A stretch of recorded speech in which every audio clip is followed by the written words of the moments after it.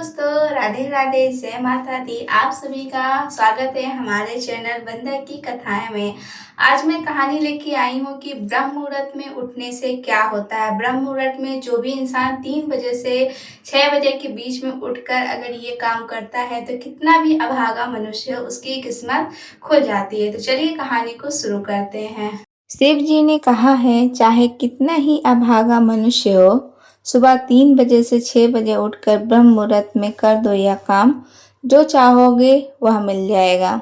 एक समय की बात है, माता पार्वती ने भगवान शिव से पूछा, स्वामी, मैंने देखा है कि चाहे कितना ही अभागा मनुष्य हो, अगर वह सुबह के समय ब्रह्म मुहूर्त में उठता है तो वह बहुत सुखी रहता है। ऐसा क्यों? मुझे ब्रह्म मुहूर्त का रहस्य बताइए। तब भगवान शिव ने कहा, हे देवी, मैं आपको इस प्रश्न का उत्तर एक कथा के माध्यम से बताऊंगा। कृपया आप इसे कथा को ध्यान पूर्वक सुनना, और जो भी मनुष्य इस कथा को पूरा सुनेगा वह कभी भी इस अवसर को अपने हाथ से जाने नहीं देगा। ब्रह्म मुहूर्त का रहस्य जानकर पूरा जीवन ही बदल जाएगा। भगवान शिव कथा को सुनाना प्रारंभ करते हैं और माता पार्वती से कहते हैं, बहुत समय पहले की बात है, काशी में दीनू नाम का एक लड़का रहता था। वह लड़का बहुत ही अच्छा था, लेकिन एक गलत आदत थी। वह देर तक सोता रहता था और सुबह उसे जगाने के लिए घर वाले कई प्रयास करते थे, परंतु वह रोजाना सुबह देर तक ही उठता था। वह लड़का कभी भी 9 बजे से पहले नहीं उठता था।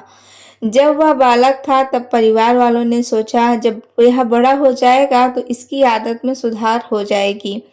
परंतु वह लड़का जैसे जैसे बड़ा होता गया उसकी आदत और भी ज़्यादा गहरी होती गई। दुनिया इधर से उधर हो सकती थी, लेकिन वह लड़का कभी भी जल्दी नहीं उठ पाता था। उसके पिता उसकी इस आदत से बहुत ज़्यादा परेशान रहने लगे थे। उस लड़के को ढेरों नकारात्मक शक्तियों ने घेर लिया था। वह सभी को पलटकर जवाब देता था और दिन भर उदास रहता था। इसका असर उसके स्वास्थ्य पर भी पड़ रहा था। जब उस लड़के को यह पता लगा कि उसके सारे मित्र सफलता को प्राप्त कर चुके हैं, तब वह और भी ज़्यादा चिंतित हो गया और ईश्वर को कोसने लगा। वह बार बार ये कहता, मेरी किस्मत ही खराब है। परंतु उसके पिता अच्छी तरह से जानते थे कि उस लड़के के असफल होने के पीछे क्या कारण है। भगवान शिव ने कहा, देवी, फिर एक दिन की बात है, उसके पिता को किसी सन्यासी के बारे में पता चला। उसने तुरंत अपने बेटे की समस्या को लेकर उस सन्यासी के पास जाने का निर्णय लिया।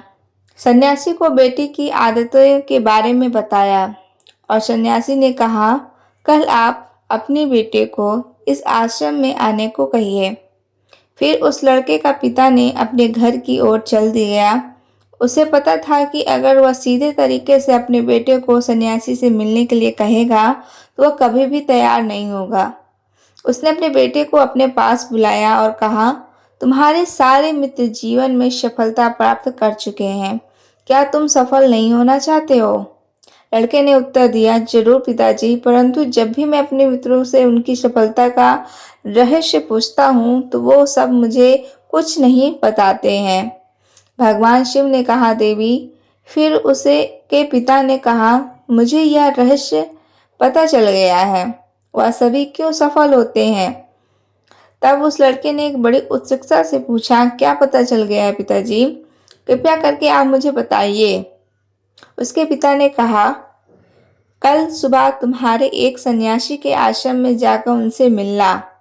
यदि तुम वहां पर समय से पहुंच गए तो वह सन्यासी तुम्हें ऐसा मंत्र बताएंगे जिससे तुम सफल हो जाओगे। परंतु एक समस्या है, लड़के ने कहा, पिताजी, मैं कल पूरी रात जागता रहूंगा और सुबह सन्यासी से मिलकर आऊंगा। उसके पिता ने कहा कि ठीक है, तुम वहां जाकर उस सन्यासी की आज्ञा को मानना। पिता की बात सुनकर वह लड़का बहुत अधिक खुश हो गया। जीवन में पहली बार रात्रि में वो जागता रहा, परंतु थोड़े ही समय में उसे नींद आ गई और वह सो गया। फिर अगली सुबह जब वह उठा तो उसके पता चला कि सन्यासी से मिलने का समय समाप्त हो चुका है। उसके पिता ने लड़की की तरफ देखा और कहा, तुम जीवन में कभी सफल नहीं हो पाओगे। जाओ, जाकर सो जाओ। पिता की यह बात सुनकर उस लड़के को बहुत दुख हुआ। उसने मन ही मन स्वयं को चुनौती दे दी थी कि कल सुबह वह सन्यासी से मिलने अवश्य ही जाऊंगा। उसने अपने पैर में एक छोटा सा घाव बना लिया, जिस दर्द के कारण उसे रात भर नींद नहीं आई। भगवान शिव ने कहा, देवी, यह ऐसा पहला अवसर था जब उसने अपने जीवन में पहली बार सूर्योदय देखा था। वह तुरंत ही तैयार होकर सन्यासी से मिलने के लिए चल गया। आज उसका अनुभव कुछ अलग ही था। वह बेहद शांत महसूस कर रहा था। चलते चलते वह लड़का जैसे ही सन्यासी के आश्रम में पहुंचा तो वहां पर उसने देखा कि सन्यासी और उसके सभी शिष्य ध्यान लगाकर बैठे हैं। भगवान शिव ने कहा, देवी, फिर जब ध्यान का समय समाप्त हुआ तब वो लड़का उस सन्यासी के पास पहुंचा और उन्हें प्रणाम करते हुए बोला कि आपके पास कोई ऐसा मंत्र है जिससे मैं सफल हो सकता हूँ। कृपया करके मुझे वह मंत्र बताइए। मैं भी अपने मित्रों के समान सफल होना चाहता हूँ और अच्छा जीवन जीना चाहता हूँ। भगवान शिव ने कहा, देवी। फिर सन्यासी मुस्कुराए और बोले, अच्छा, तो तुम वही बालक हो। तुम्हारे पिताजी मुझसे से मिलने आए थे और उन्होंने कहा तुम्हारे विषय में मुझे सब कुछ बता दिया था। मैं तुम्हें वह मंत्र अवश्य बता देता हूँ। परंतु अब लड़के ने जैसे ही परंतु शब्द सुना तो उसे बहुत घबरा गया। उसने पूछा, परंतु क्या गुरुदेव? तब सन्यासी बोला, मैं तुम्हें वह मंत्र बताऊंगा, परंतु अगले 21 दिनों तक तुम्हें मेरी आज्ञा माननी होगी। मैं तुम्हें वह मंत्र 21 दिनों के बाद बताऊंगा। तब तक मैं तुमसे जो भी कार्य कहूंगा वो तुम्हें करना होगा। यदि तुम असफल हुए या कार्य के बीच में तुम्हारा संकल्प टूट गया तो उस मंत्र का असर नहीं होगा। दृढ़ निश्चय के साथ उस लड़के ने कहा कि मुझे आपकी सारी आज्ञा स्वीकार है। मैं अगले 21 दिनों के लिए आपका दास हूँ। आप जो भी कहोगे मैं वही कार्य करूँगा। मुझे केवल और केवल उस मंत्र के बारे में जानना है। भगवान शिव ने कहा, देवी। फिर सन्यासी ने उस लड़के से कहा, ठीक है, कल से तुम्हारा कार्य शुरू होगा। तुम इसी आश्रम में निवास करोगे। वह लड़का आश्रम में निवास करने के लिए तैयार हो गया। सन्यासी ने कहा कि यहाँ रहते हुए तुम्हें ब्रह्म मुहूर्त में उठना होगा और दूसरे शिष्यों की तरह ध्यान और तप करना होगा। साथ ही आश्रम के कार्यों में भी सहायता करनी होगी। ध्यान रहे, यह संकल्प टूटना नहीं चाहिए। भगवान शिव ने कहा, देवी। अब लड़का सन्यासी की बात से सहमत हो गया और अगले दिन उसके कार्य की दिन की शुरुआत थी। इस बार उसने दृढ़ निश्चय किया, परंतु 1 सप्ताह बीतने के पश्चात ही उसका संकल्प टूट गया और वह 8वें दिन देर तक सोता रहा। जब वह नींद से जागा तो उसने कहा कि मुझसे कितनी बड़ी भूल हो गई। और रोते हुए सन्यासी के पास पहुंचा और कहने लगा, गुरुदेव, मेरा संकल्प तो टूट गया। अब मैं जीवन में कभी सफल नहीं हो पाऊंगा। सन्यासी ने उसे समझाते हुए कहा, एक बार फिर से शुरुआत करो, फिर से संकल्प करो। फिर लड़के ने सन्यासी से पूछा कि सुबह उठना इतना आवश्यक क्यों होता है और यहाँ सभी लोग इतनी जल्दी क्यों उठ जाते हैं? भगवान शिव ने कहा, हे देवी। तब सन्यासी ने लड़के को समझाते हुए कहा, सुबह यानी ब्रह्म मुहूर्त में उठने के पीछे बहुत बड़ा विज्ञान छुपा हुआ है। लड़के ने कहा कि कृपया मुझे वह विज्ञान बताने की कृपा करें। सन्यासी ने कहा कि रात्रि को 4 पहर में बांटा गया है। पहला रुद्रकाल, जिसका समय शाम 6 बजे से लेकर 9 बजे तक होता है।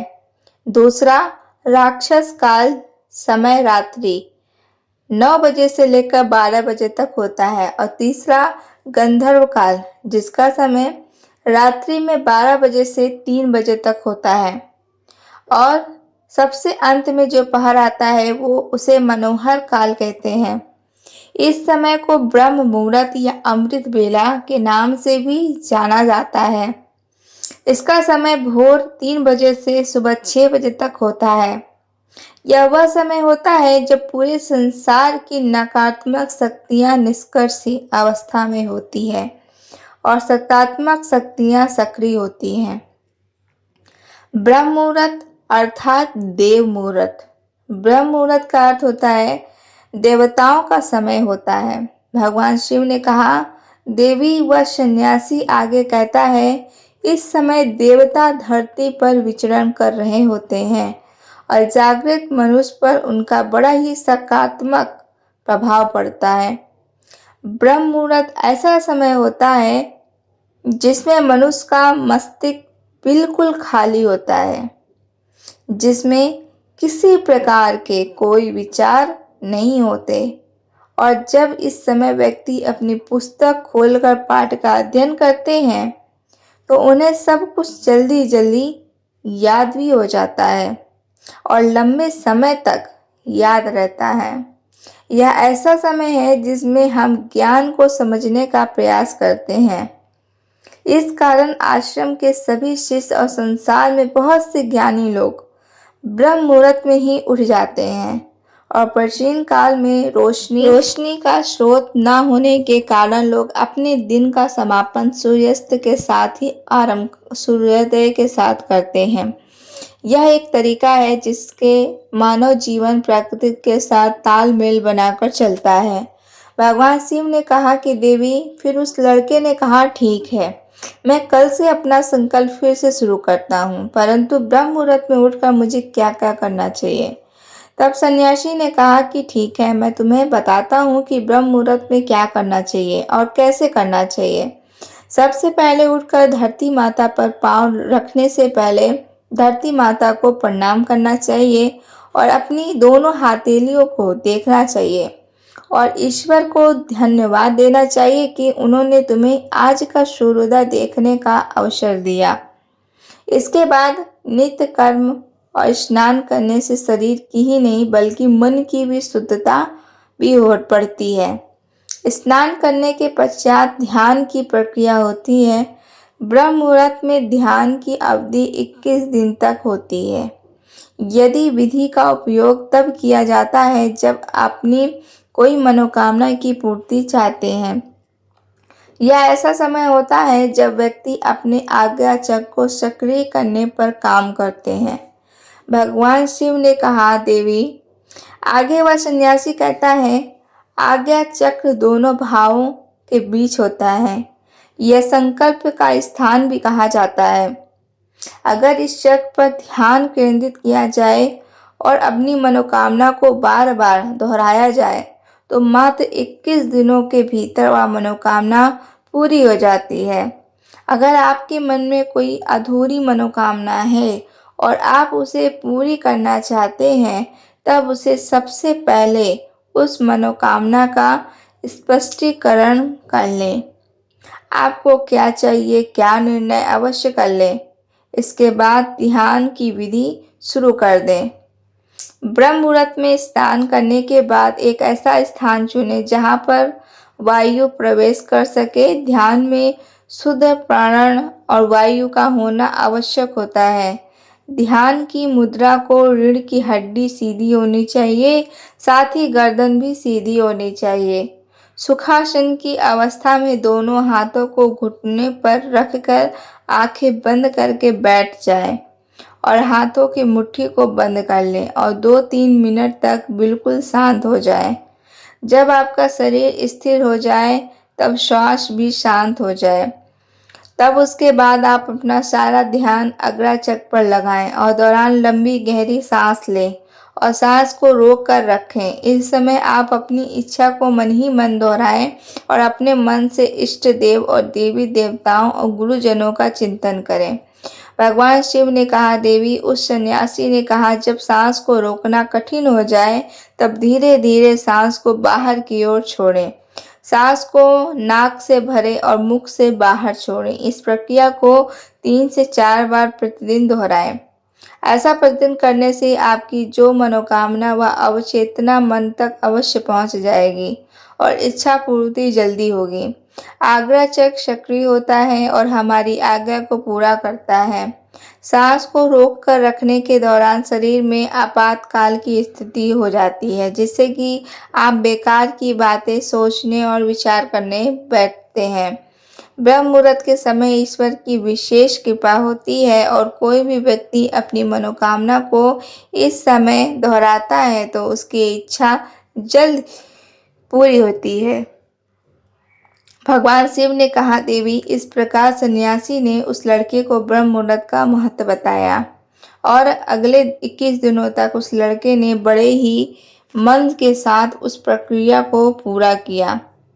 अब वह बहुत ही ज़्यादा अनुशासित और शांत स्वभाव का बन चुका था। उस लड़के ने जैसे ही अपना संकल्प पूरा कर लिया, उसके बाद वह लड़का बड़े ही प्रसन्न भाव से सन्यासी के पास पहुंचा और कहने लगा, हे गुरुदेव, मैंने 21 दिनों का संकल्प पूरा कर दिया।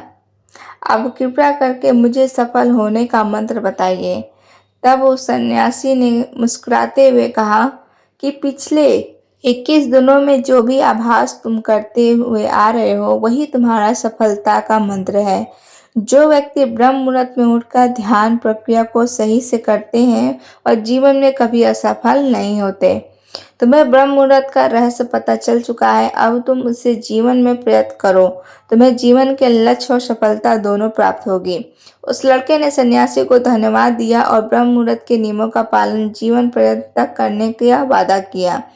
भगवान शिव ने कहा, देवी, अब तो आपको पता चल गया है कि ब्रह्म मुहूर्त क्या होता है। तब माता पार्वती ने कहा, स्वामी, अब मुझे ब्रह्म मुहूर्त का संपूर्ण ज्ञान हो गया है।